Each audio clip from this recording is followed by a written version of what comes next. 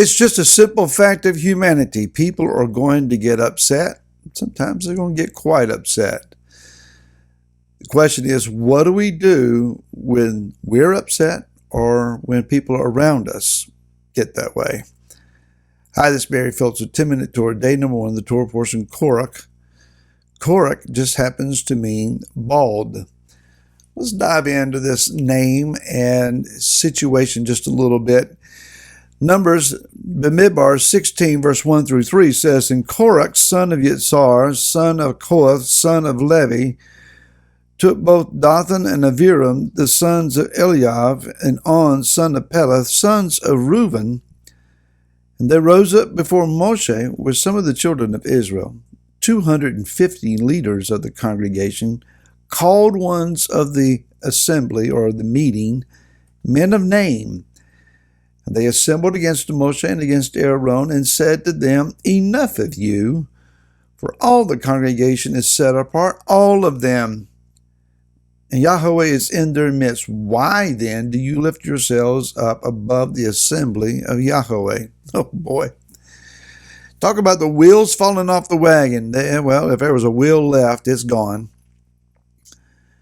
Qorach. Who is this guy and what is he upset about? Now, we've talked about this in the past, but it's good to rehearse and to remember some things. And as I said earlier, his name means bald, but it can also be given the idea of ice or hail, H-A-I-L, hail. Maybe from the idea, similar to being bald, of being smooth or slick.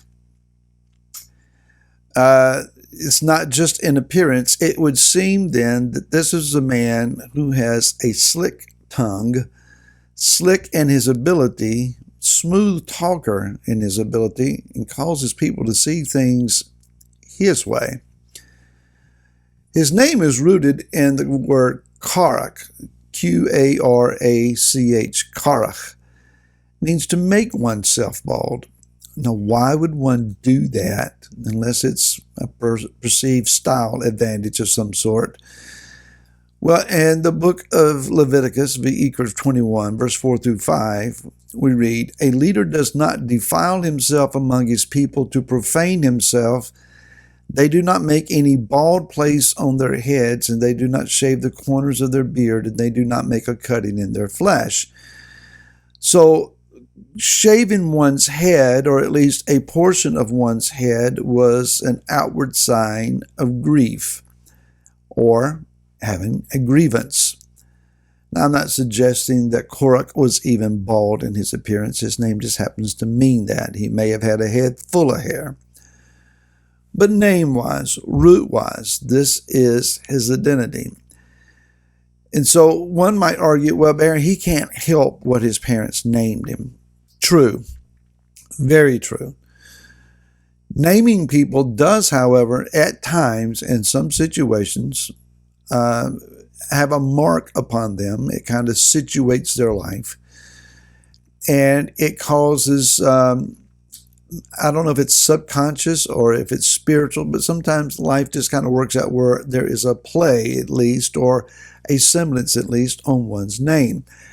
One might have a negative connotating name, such as Qorach.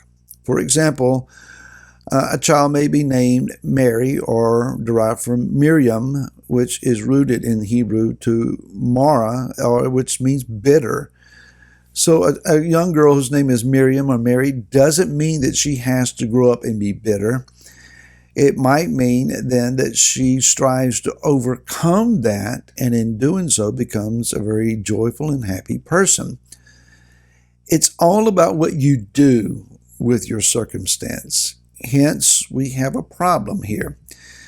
Qorach has an esteemed lineage. He is of the sons of Levi, particularly of the sons of Kohath. That means that he could have very well been assigned to carry one of the key furnitures, if you will, of the tabernacle. Some have gone so far as say that he was one of the men that was designated to lift and carry the ark, a very high and esteemed honor. So he has this lineage that says, You're set apart. You're significant. You are strategic to the plan of Yah. You have something to offer. This is an important place for you to be. And he gets upset. He gets angry. Being upset and being angry about something is natural. It just happens. Not every life circumstance is going to go your right way. And so when things are bothersome and upsetting, it's a problem for you. It's what you do with it.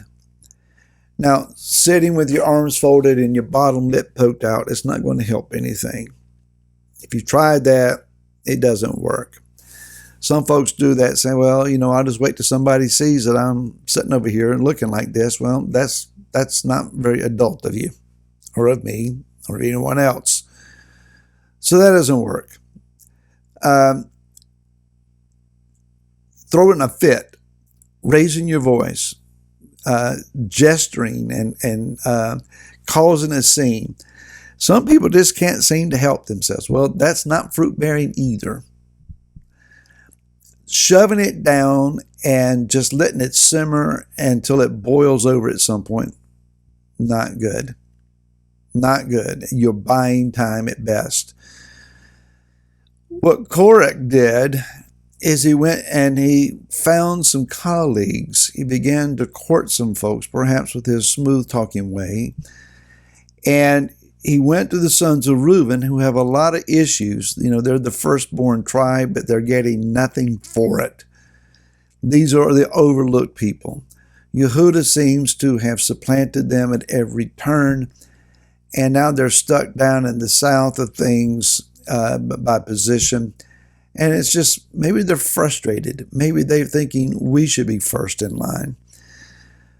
So Qorach goes to people who have an axe to grind of their own and begins to talk about his problem.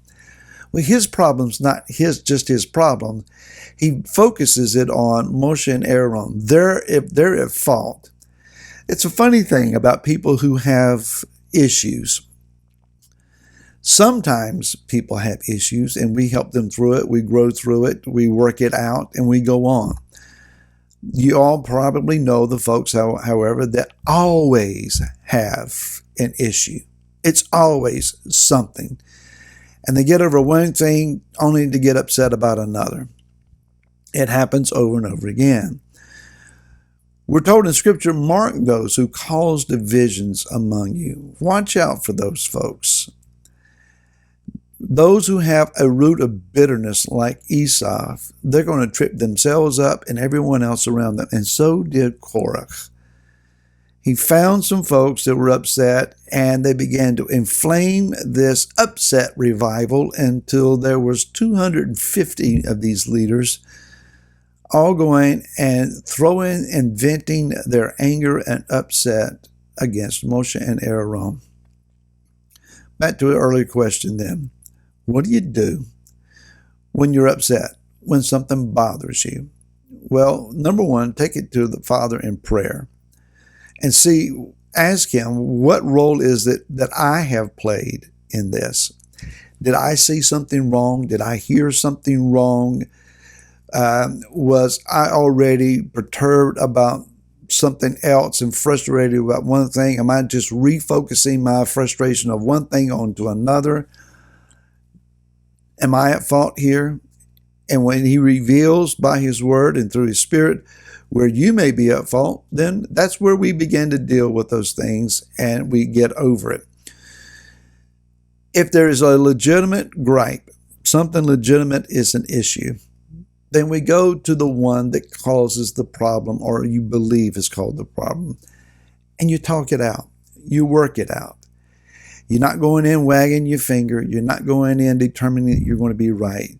You're going in to gain your brother, gain your sister, because your adversary is seeking to drive a wedge, as I heard recently this past Shabbat, or he is seeking to cause a fractured relationship. Don't give him that toehold or that ground. If Qorach could have done these things, great many number of lives could have been spared. But no, He had to go and get upset and just walk in it. Don't walk in it today. Work it out. And we'll see you again tomorrow. Until then, shalom.